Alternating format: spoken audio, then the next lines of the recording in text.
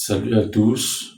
Aujourd'hui, nous allons non seulement continuer, mais également terminer notre série d'enseignements sur le mystère caché du Christ, qu'il a daigné révéler à ses saints apôtres et prophètes.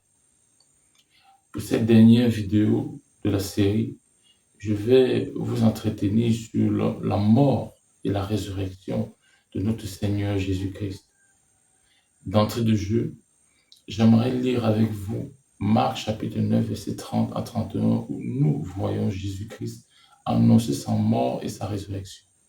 Là, il est écrit: étant partis de là, ils traversèrent la Galilée, et ils ne voulaient pas qu'on le sache, car il enseignait ses disciples, et il leur disait: le Fils d'humain est livré entre les mains des humains, et ils le feront mourir, mais après qu'il aura été mis à mort, il ressuscitera le troisième jour. Après sa résurrection, lorsqu'il fut apparu à ses disciples, voici ce qu'on peut lire dans Luc chapitre 24, versets 44 à 46. Et il leur dit: ce sont ici les paroles que je vous disais lorsque j'étais encore avec vous, qu'il fallait que fut accompli tout ce qui est écrit de moi dans la Torah, c'est-à-dire la loi de Moïse, dans les prophètes et dans les psaumes. Il leur ouvrit la pensée afin qu'ils comprennent les Écritures. Et il leur dit: il est ainsi écrit, et ainsi il fallait que le Christ souffre et qu'il ressuscite des morts le troisième jour. La mort et la résurrection de Jésus-Christ sont donc des choses cardinales pour l'être humain. Et le fondement de la foi de quiconque reconnaît le Christ en lui et participe à la vie divine. Puisqu'à travers ces deux réalités, Dieu a révélé son amour incommensurable pour le genre humain. Vous ne pouvez pas apprécier à sa juste valeur la mort et la résurrection de Jésus-Christ si vous n'appréciez pas et ne comprenez pas qui est le Dieu humain, Jésus-Christ. Pour cela, il convient de dire que non seulement il a préexisté et il s'est aussi incarné, mais il est Dieu. À propos, voici ce qui est dit de lui. En un, parlant de sa préexistence et de sa divinité, lui-même s'adressant aux Juifs à ce sujet, le dit dans Jean chapitre 8, verset 56 à 58. Abraham, votre père, a exulté de ce qu'il verrait mon jour. Il l'a vu et il s'est réjoui. Les Juifs lui dirent donc: tu n'as pas encore 50 ans et tu as vu Abraham? Jésus leur dit: amen, amen, je vous le dis, avant qu'Abraham ne soit venu à l'existence, moi je suis. Et nous savons que la seule personne dans la Bible qui a utilisé le terme je suis, c'est Dieu, s'adressant à Moïse à travers le buisson ardent. Nous pouvons le lire dans Exode chapitre 3, verset 13. Moïse dit à Elohim, dit à Dieu: voici, quand j'irai les fils d'Israël et que je leur aurai dit: Dieu de vos pères m'a envoyé vers vous, s'ils me disent alors quel est son nom, que leur dirai-je? Dieu dit à Moïse: je suis qui je serai. Il dit aussi: tu parleras ainsi aux fils d'Israël: je suis m'a envoyé vers vous. L'apôtre Jean, pour montrer que Jésus-Christ est Dieu, il a ajouté en disant dans 1 Jean chapitre 5, verset 20, mais nous savons que le Fils d'Élohim, le Fils de Dieu est venu et il nous a donné l'intelligence pour connaître le véritable. Et nous sommes dans le véritable, en son Fils Jésus-Christ. Il est le véritable Dieu et la vie éternelle. dans Luc chapitre 1, verset 30 et 31, puis le verset 34 et 35. Et l'ange lui dit, Myriam, Marie, n'aie pas peur, car tu as trouvé grâce devant Dieu. Et voici, tu concevras dans ton ventre et tu enfanteras un fils. Et tu l'appelleras du nom de Jésus. Alors Marie dit à l'ange, comment cela se fera-t-il, puisque je ne connais pas d'homme? Et l'ange lui répondit et dit, le Saint-Esprit viendra sur toi et la puissance du Très-Haut te couvrira de son ombre. C'est pourquoi aussi le Saint qui naîtra de toi sera appelé le Fils de Dieu. On peut aussi lire dans Jean chapitre 1, verset 14, ceci, et le Logos est devenu chair et il a dressé sa tente parmi nous et nous avons contemplé sa gloire, une gloire comme celle du Fils unique du Père, pleine de grâce et de vérité.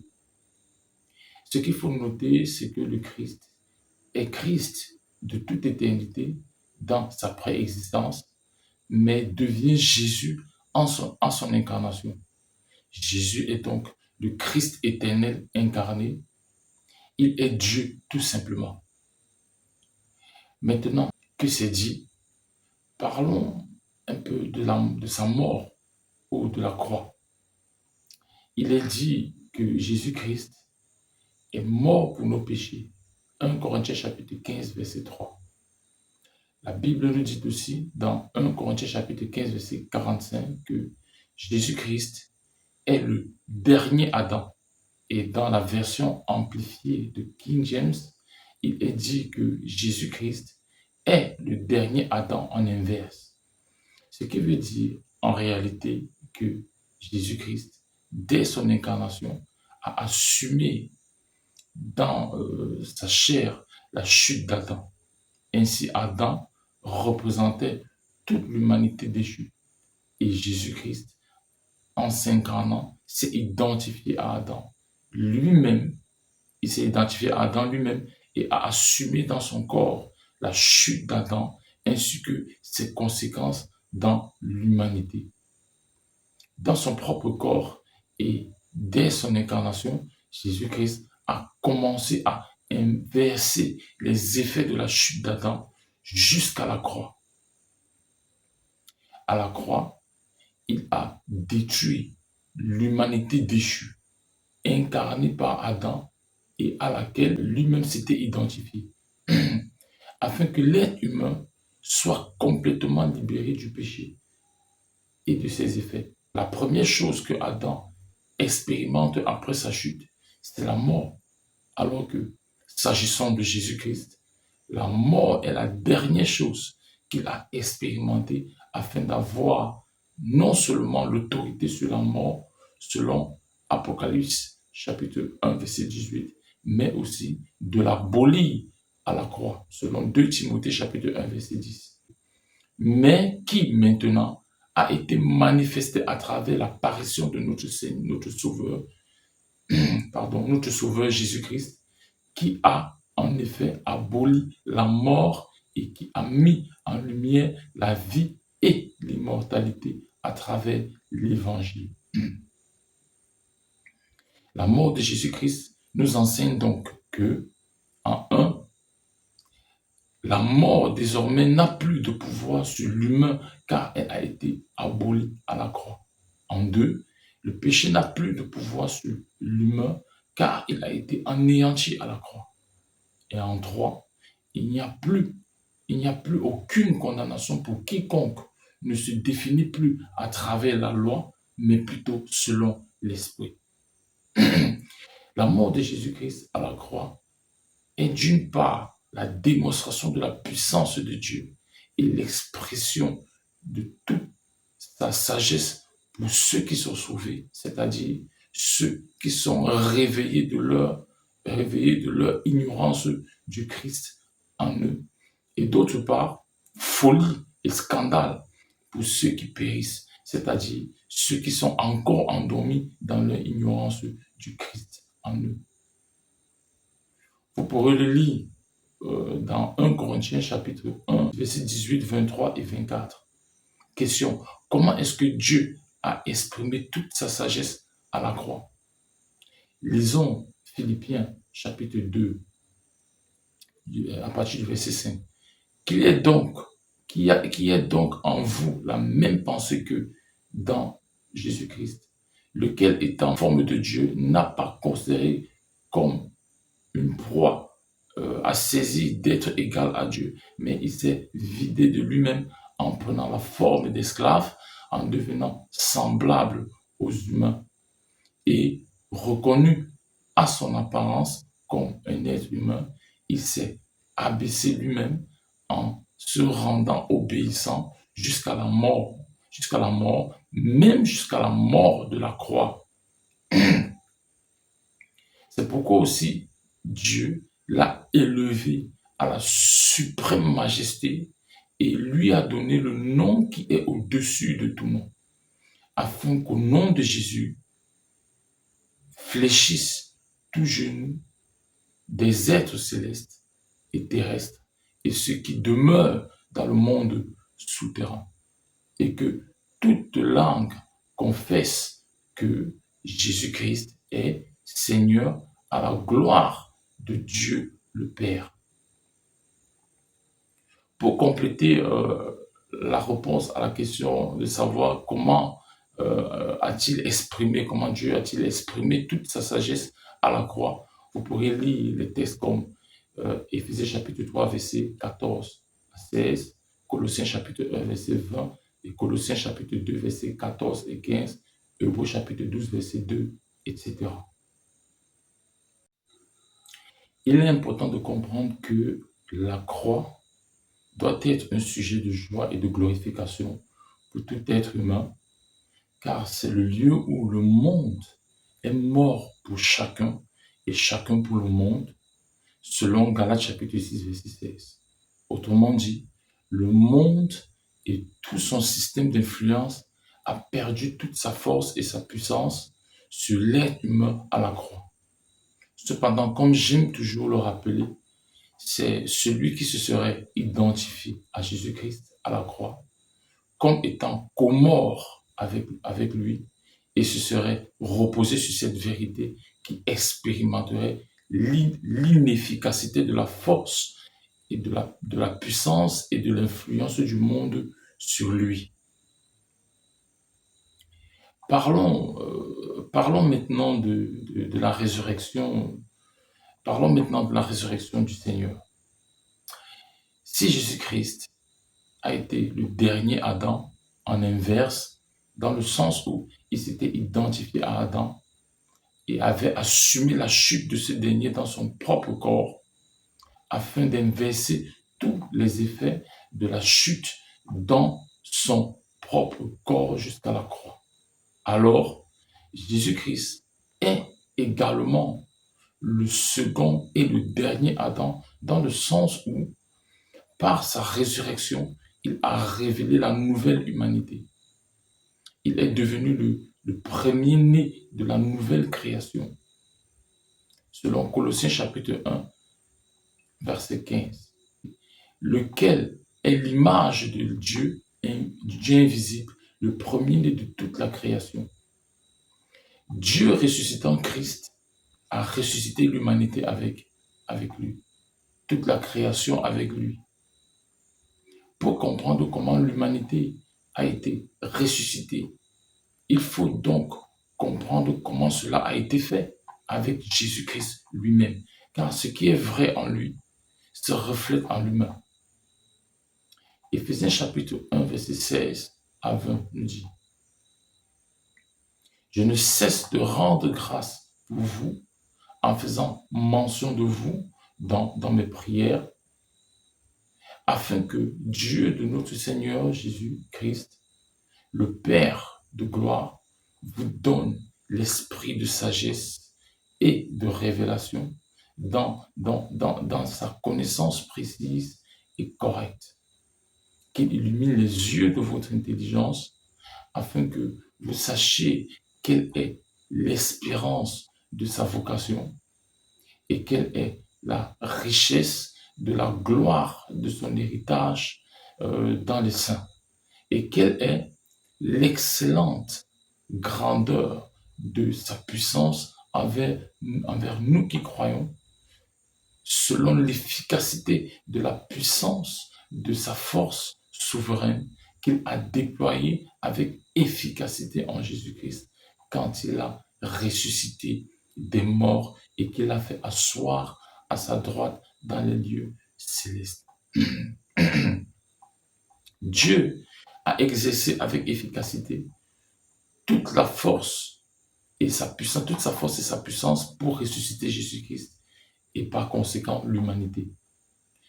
Cependant, les effets de cette résurrection ne seront visibles en l'humain que si et seulement si il reconnaît le Christ en lui et s'il croit en lui. Il faut savoir que si Jésus-Christ n'est pas ressuscité des morts, ou n'a pas ressuscité des morts, alors la foi en Dieu qui l'a ressuscité par son esprit est vaine. Et tous ceux qui l'annoncent, y compris moi-même qui vous parle, sont tous de faux témoins. Et dans ce cas, que ce soit ceux qui vivent encore ou que ce soit ceux qui sont déjà morts, tous demeurent toujours dans le péché et sont tous perdus. Vous pouvez le lire dans 1 Corinthiens chapitre 15, versets 14 à 19. Voici ce que la résurrection nous enseigne. La résurrection de Jésus-Christ nous enseigne. La résurrection de Jésus-Christ était la résurrection des humains, de tous les genres humains selon Éphésiens chapitre 2, verset 6. En 2, il est ressuscité afin que ceux qui vivent, c'est-à-dire tous les êtres humains, ne vivent plus pour eux-mêmes, mais pour lui, selon 2 Corinthiens chapitre 5, verset 15. En 3, la foi est ce qui nous fait permettre de connaître, d'avoir l'expérience ou d'expérimenter la puissance de la résurrection. Philippiens chapitre 3, verset 9 à 10. Il y a beaucoup d'autres choses que la résurrection nous révèle à travers les épîtres. Je vous laisse le soin de faire vos propres recherches afin de compléter et d'accroître votre connaissance personnelle à ce sujet. En conclusion, la mort et la résurrection de Jésus-Christ sont incontournables. Et sont incontournables car c'est à partir de ces deux réalités que vous pouvez discerner si quelqu'un croit ou pas en Jésus-Christ.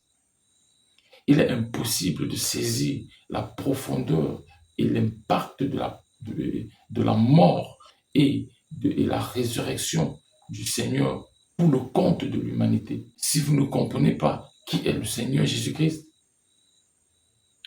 Dissocier la personne de Jésus-Christ de son œuvre, c'est comme séparer un texte quelconque de son contexte. Et ne mettre l'emphase que sur l'œuvre en ignorant la personne de Jésus-Christ, c'est comme manger du sel sans sa saveur. Jésus-Christ est celui qui donne un sens à sa mort et à sa résurrection, et jamais le contraire. Tout commence par lui et tout prend fin avec lui. Il est le centre de tout. Le mystère du Christ, qui a donc fait l'objet de notre petite étude, se résume dans la personne de Jésus-Christ, à travers la personne de Jésus-Christ et avec la personne de Jésus-Christ. Vous êtes bénis au nom de Jésus-Christ. Amen.